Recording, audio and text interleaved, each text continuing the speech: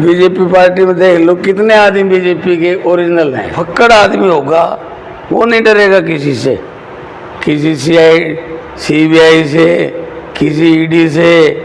हम साइलेंट तो रह ही नहीं सकते। अब राजनीतिक पार्टियां तो मुझे इसलिए टिकट नहीं देती कि मैं उनकी कठपुतली नहीं रुतबा दिखा करके नौजवान पीढ़ी को बिगाड़ने का काम, जिसमें से 6 चुनाव में हार गया। नमस्कार, आप देख रहे हैं पीके मीडिया और मैं हूं आपके साथ में पंकज यादव। अभी हमारे साथ में नरेश यादव जी बैठे हैं जो अटेली हलके से पूर्व विधायक हैं और अटेली हलके की एक आवाज़ भी हैं।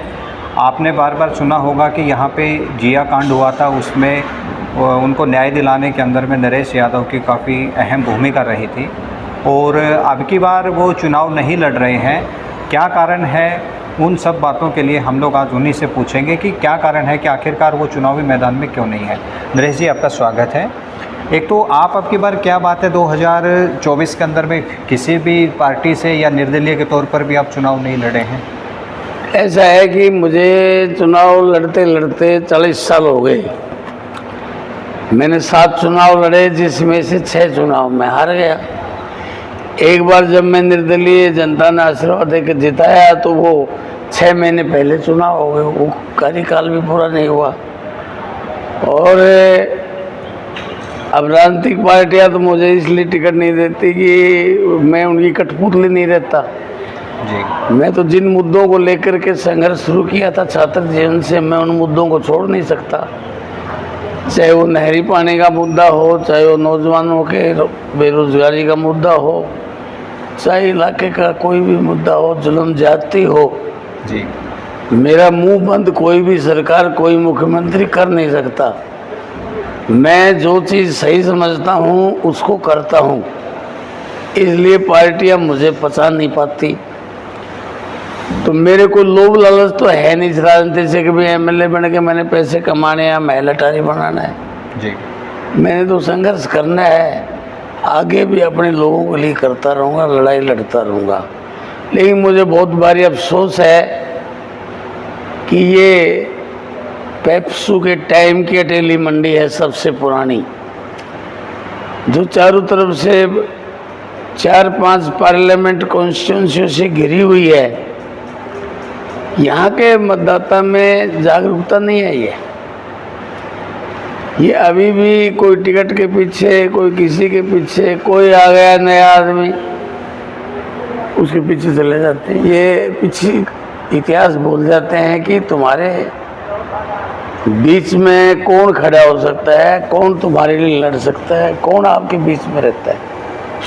और राजनीतिक पार्टियों का भी व्यवहार बहुत खराब है। जो उनके बीच में रहते हैं, जो उनके लिए लड़ते हैं, जो उनकी संगठन की मदद करते हैं, उन लोगों को मजबूर करके, और जो पार्टी के आदमी नहीं हैं, जो अचानक आते हैं, उनकी गाड़ियों में बैठाने का पार्टियां प्रयास करने लगी। तो पार्टियों के कोई करैक्टर नहीं रहे, न कांग्रेस का न बीजेपी का। अब यहाँ पर बहुत कम लोग हैं जो लोगों के दुख सुख में या हारी बीमारी में कहीं न कहीं खड़े रहते हैं। मेरी तो पहले आदत थी, सबसे पहले मैं यहाँ रक्त नहीं मिलता था। 84 में आया था अटेली में, तो मैं रक्तदान शिविर लगाने शुरू किए थे। अभी कहीं किसी का हाथ कट जाए, कुछ हो जाए तो उसको खून मिल जाए, और उसमें मैं बड़ा कामयाब हुआ। यहाँ से लेकर के रेवाड़ी तक नौजवानों को मैंने जागृत किया। नहीं, लोग खून देने से डरते थे, आज तो लोग अपने आप चले जाते खून देने के लिए जी। अब जो नौजवानों के अंदर जो प्रतिस्पर्धा थी, जो नौजवान पीढ़ी चंद्रशेखर आज़ाद, भगत सिंह, राजगुरु सुखदेव की किताबें पढ़ती थी, जो उनके पढ़ाने वाले टीचर थे, ना तो वो टीचर रहे ना वो स्टूडेंट रहे। अब तो एक प्रॉपर्टी का युग ऐसे आया कि कुछ हजारों बच्चों को तो उन्होंने खराब कर दिया, उनको लत डाल दी। नशे की, और कुछ राजनीतिक लोग जो अचानक बाहर से आते हैं वो आकर के अपने कहीं से कोई पैसा कमा लेता है, उस पैसे का रुतबा दिखा करके नौजवान पीढ़ी को बिगाड़ने का काम कर रहे हैं। अब मैंने ये फैसला लिया है कि अब मैं विदाउट किसी चुनाव के अपनी युवा पीढ़ी को, क्योंकि बच्चे तो हमारे ही हैं, रोजगार है नहीं, और गुमराह करके इस इलाके के लोग जो फौज में, पुलिस में, इंसर्जेंसी में, बीएसएफ में, सीआरपीएफ में आज भी सबसे ज़्यादा शहादत देने वाले इसी इलाके के नौजवान हैं। लेकिन धीरे धीरे उनको उनकी रगों में ऐसे नशे की लत डाल रहे हैं कि वो कुछ कर नहीं पाएंगे ज़िंदगी में, ना वो अच्छे गृहस्थी बन पाएंगे, ना वो फौजी बन पाएंगे, ना वो देश और समाज की सेवा में खड़े हो पाएंगे। तो उनके भविष्य के लिए मैं लड़ूंगा। रही बात इस चुनाव की, कल मैंने मीटिंग बुलाई है, उसमें मेरे कार्यकर्ताओं से सलाह मशवरा करके हम कल फैसला लेंगे कि कौन आदमी जनता के बीच में रह सकता है, कौन आदमी आम आदमी की बात सुन सकता है। वो सारी चीज़ें देख करके कल मेरे कार्यकर्ता फैसला लेंगे कि इस चुनाव में हमें किधर जाना है। हम साइलेंट तो रह ही नहीं सकते, राजनीतिक लोग भी हैं, सामाजिक लोग भी हैं, तो करना तो है हमें कुछ ना कुछ। लेकिन जो अचानक जो ताकतें आकर के और रोब से, दादागिरी से जो वोट मांगते हैं, उनका इलाज करना ज़रूरी है। तो उसी उधेड़ बुंद में मैं बैठा हुआ हूँ कि उनका इलाज कैसे किया जाए। तो ये सारी बात है। तो आपकी बार आप इलाज की बात कर रहे हैं, तो आपने कार्यकर्ताओं की बैठक कल बुला रखी है, तो किस तरफ आपका रुझान रहेगा? देखो, मैंने कौन आपको प्रत्याशी ऐसा लगता है हटेली विधानसभा से जिनको आपको समर्थन करना चाहिए? देखो, बात ऐसी है कि ये फैसला तो कार्यकर्ताओं की सलाह मशवरे के बाद लूँगा मैं, ये मेरा अकेले का फैसला नहीं है। अगर मैं किसी कैंडिडेट के पक्ष में फैसला लूँ और उसको 10-15 हज़ार वोट में नहीं डलवा पाया तो क्या फैसला हुआ जी। तो इसलिए जो बूथ वर्कर्स हैं, कल आप आ जाना 10-11 बजे, 1000 के लगभग कार्यकर्ता कल आएंगे और बूथ लेवल के कार्यकर्ता मैं बुला रहा हूँ। एक नेताजी, ये एक सबसे बड़ा, जैसे हम लोग गांव में जाते हैं तो बाहरी और लोकल का बड़ा मामला गरमाया हुआ है कि बाहर के लोग भी यहाँ पे चुनाव लड़ते हैं, लोकल को टिकट मिलना चाहिए। इस बारे में आपका क्या विचार है? देखो, बेचारे जो काम करने वाले लोकल आदमी वो क्या करें, जब उनकी पार्टियों के जो आका हैं वो दिल्ली में बैठ करके, चंडीगढ़ में बैठ करके, और जो उम्मीदवार उनको भय, आतंक और आंखें दिखा देता है, चाहे वो किसी पार्टी का, उसी को टिकट दे देते हैं। आज आप जाओ, कल आपकी टिकट फाइनल। आज आप किसी पार्टी में रहो, अब आप बताओ, जेजेपी पार्टी के जितने भी एमएलए थे लगभग को बीजेपी ने टिकट दे दिया। सुबह लोग हवन कर रहे थे, कांग्रेस पार्टी के 2 बड़े नेता, और हवन करते करते ही 8 बजे मैसेज आएगा कि भाई आपकी टिकट कट गई है, दूसरे को दे दी है। भारी पैसे का लेन देन टिकटों में शुरू हो गया है। अच्छा, अब बेचारा जो आम आदमी है, जो बेईमान नहीं है, जो साधारण परिवार का है, वो अपना घर जमीन बेचकर तो चुनाव लड़ेगा नहीं। और जिन्होंने करोड़ों रुपया कमा रखा है, 2 नंबर का पैसा है, कोई प्रॉपर्टी डीलर है, वो पैसा देकर के टिकट ले आते हैं। ये दोनों ही पार्टियों में हो रहा है, कांग्रेस में भी और बीजेपी में भी। नहीं, कांग्रेस के तो जो प्रत्याशी हैं वो तो पहले अटेली से जिनको टिकट मिली अनीता यादव, वो तो यहाँ से विधायक भी रही हैं, पूर्व CPS भी रही हैं। तो उन्होंने तो वो जैसे जनसभाएं कर रही हैं अभी, उसमें बताती हैं कि मैंने तो बहुत सारा विकास का काम करवाया है। कुछ नहीं किया, क्या विकास कार्य कराए हैं? कनीना के अंदर उपमंडल था, जो विकास कार्य, ये अनाज मंडी आपके सामने स्टेज मेरी बनवाई हुई है, जिसमें मुख्यमंत्री भूपेंद्र हुड्डा उस टाइम आए थे। मेरे झंडे के नीचे, मैंने कांग्रेस का झंडा नहीं लगाया था। जो मैंने CM अनाउंसमेंट्स कराई थी 17 फरवरी 2008 को, और 2009 में 10 तक का मैं MLA था। 2009 में विधानसभा टाइम से पहले भंग हो गई, तो जो काम मैंने कराए थे उनके पत्थर MLA बनने के बाद अनीता ने लगा दिए। जो शुरुआत मैंने की थी, जो दोनों उपमंडल बनने थे, कनीना भी और अटेली भी, तो मुख्यमंत्री ने कहा था भाई ये अगले बजट में कर दूंगा,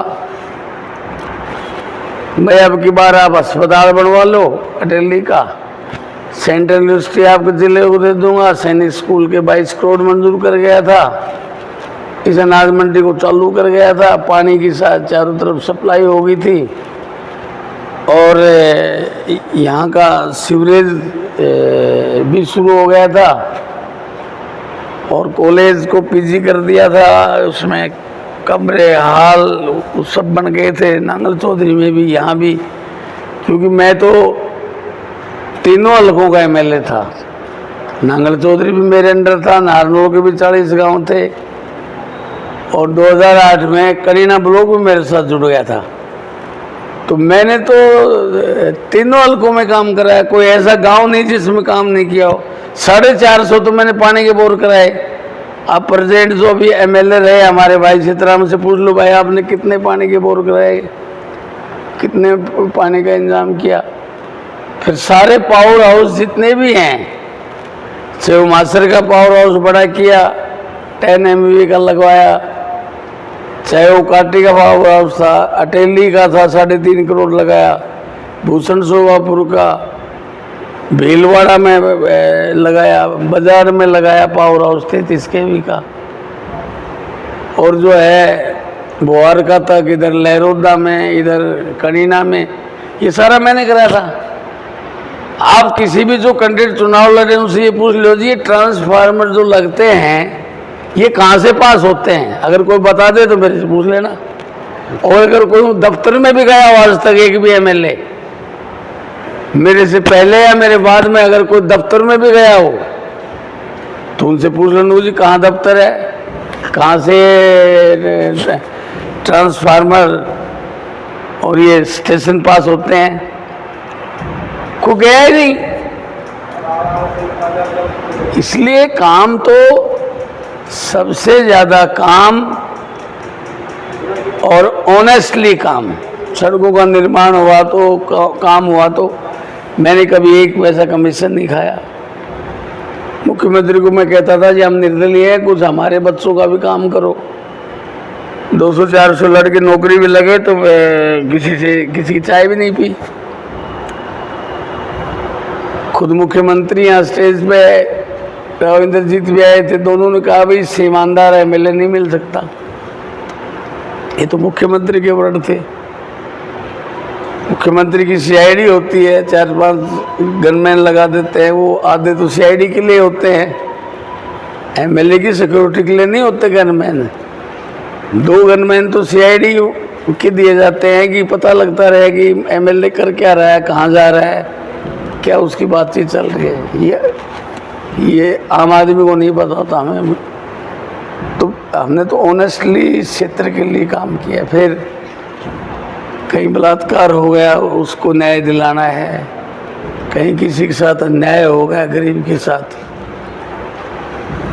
यहाँ तो टेरर था मेरे नाम का, अब यार गलत काम किया SHO करे या कोई भी करे, अगर भाई गलत काम करोगे तो बख्शेगा नहीं। बदली करा के भाग जाते थे अधिकारी। अभी अगर हम गलत काम तो करने नहीं देंगे, तो आज क्या है, किसी की कोई सुनवाई नहीं। लेकिन एक चीज़ और है, आपने 2019 के अंदर में चुनाव लड़ा था निर्दलीय के तौर पे। हाँ जी, हाँ जी। लेकिन अब की बार 2024 में आपके क्या ऐसा मन में है कि आपने चुनाव नहीं लड़ा, कारण क्या रहा? नहीं, बस मैं राजनीतिक पार्टियों का जो सिस्टम मैंने देखा ना, तो मुझे कोई भी पसंद नहीं आया। लोग निर्दलीय भी लड़ सकते थे ना आप जैसे जो। नहीं, देखो मैं निर्दलीय कई बार लड़ लिया, हार भी लिया, और जो मेरे पास 84 में मेरे कार्यकर्ता बने थे, 84 में मेरे 10-15 हज़ार जो मेरे संघर्ष को जानने वाले कार्यकर्ता थे, वो आज दुनिया में नहीं है। आज की जो युवा पीढ़ी है उसको जानकारी नहीं है राजनीतिक। तो नेताजी एक चीज़ और पूछना चाहता था, अभी जो आपको क्या लग रहा है कि जो राजनीतिक समीकरण अटेली में बने हुए हैं कि एक तरफ तो बीजेपी की तरफ से तो राव इंद्रजीत सिंह जी की बेटी हैं, हाँ, दूसरी तरफ कांग्रेस से अनीता यादव हैं, तीसरा तरफ जेजेपी की बात करते हैं तो वहाँ से राव नरबीर सिंह की भतीजी चुनावी मैदान में हैं। तो आप क्या किस नज़रिए से देखते हैं कि ये सारा क्या चल रहा है अभी अटेली में, किन की फाइट है, कौन क्या कर सकता है? आपने सिर्फ 3 नाम लिए, चौथा नाम आप भूल गए। ठाकुर अतरलाल हैं, जिसने पिछली बार 35,000 वोट लिए थे। जी, ठाकुर अतरलाल जी बीएसपी से हैं। हाँ, तो अब क्या मानते हैं इनका? नहीं, अभी तो 3 कैंडिडेट मुकाबले में हैं। जेजेपी तो मुकाबले से बाहर है। अच्छा। हाँ, 3 कैंडिडेट मुकाबले में है, और जिसको हम सपोर्ट करेंगे वो जीतेगा। अच्छा। हाँ, हमारा भी तो अपना एक ग्रुप है 40 साल पुराना, जी, ऑनेस्ट ग्रुप है। तो ये जो आप स्पोर्ट वाली बात कर रहे हैं, ये कार्यकर्ताओं से विचार विमर्श करने के बाद करेंगे? चल रही विचार विमर्श, सुबह से यही काम कर रहा तो हूँ। कल फिर आप बुला रहे हैं उनको, बैठक कर रहे हैं उनके साथ? हाँ, कल आएंगे वो, यहाँ से कुर्सियाँ लगनी शुरू होंगी, वहाँ तक लगेंगी, और माइक लगेंगे। तो मतलब कल नरेश यादव अपने पत्ते खोलेंगे कि किन को उनका समर्थन रहेगा? हाँ। तो क्या लगता है कि राव इंद्रजीत सिंह की जो बेटी केंद्रीय मंत्री हैं, हाँ, वो यहाँ पे चुनाव लड़ने के लिए अटेली विधानसभा उन्होंने चुना है, तो इसको आप किस नज़रिए से देखते हैं? भाई ये तो राजा है रेवाड़ी के, जब ये अपना घर छोड़ करके बाहर भाग रहे हैं, राजा को तो जहाँ उसकी राजधानी वहाँ से लड़ना चाहिए। और इस बार तो रेवाड़ी खाली पड़ी थी जी, लेकिन यहाँ का जो मतदाता है वो बहकता हुआ है, उसको बहकाया जा सकता है, वहाँ बहकते नहीं लोग। अच्छा। इसलिए यहाँ के जो नेता है पार्टियों के, चाहे बीजेपी के हो, कांग्रेस के हो, वो कायर और भीरू हैं, जो आंख बंद करके समर्थन बैठ जाते हैं। अच्छा, एक चीज़ और थी कि अभी जैसे बीजेपी ने टिकट का जो वितरण किया, तो उसके अंदर मैं संतोष यादव जो पूर्व डिप्टी स्पीकर रही हैं यहाँ से अटेली से, हाँ, उनको टिकट काट दिया गया। टिकट काटने के बाद में उन्होंने अपना नामांकन किया था निर्दलीय के तौर पे, और फिर बाद में उन्होंने अपना नामांकन निकलवा लिया। देखो, जब वो सिटिंग एमएलए थी और तब उनका टिकट काटा गया था 2029 में। जी, अगर वो जनता में मजबूत होती, अगर उसको अपने ऊपर कॉन्फिडेंस होता, तो वो उसके लिए उपयुक्त सही टाइम था कि वो और नरवीर दोनों निर्दलीय लड़ते, दोनों बैठ के चुपचाप। कारण है राजनीति में, राजनीति हमेशा जो फक्कड़ आदमी होगा वो नहीं डरेगा किसी से, किसी सीबीआई से, किसी ईडी से, या किसी सरकार से, पुलिस से, प्रशासन से पकड़ आदमी का कुछ नहीं बिगाड़ सकते कोई भी। अब जो राजनीति का सहारा लेकर जो पैसा कमाते हैं, फिर उनको चुप्पी साधनी पड़ती है, इसीलिए सब चुप हो गए। तो आपको ऐसा लगता है कि मतलब कहीं ना कहीं कोई डर दिखाया गया हो उनको? नहीं, उनके अंदर ही डर है, दिखाने की क्या जरूरत है। उनको पता है कि भाई अगर इंक्वायरी हो गई तो तुम्हारी पोल खुल जाएगी, इसलिए कोई बिगाड़ता नहीं। अब राव इंद्रजीत को देख लो आप, उसने मंच बनाया,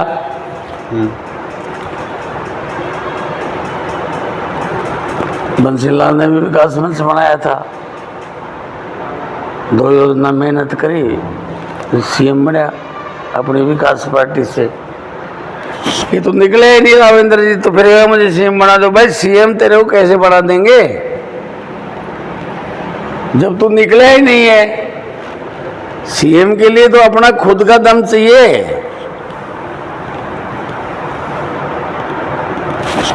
अपना दम होगा तभी तो सीएम बनेगा। अब ये जो टिकटें हैं, ये इंद्रजीत का दम थोड़ी है, ये तो राजनीतिक पार्टी की टिकटें हैं।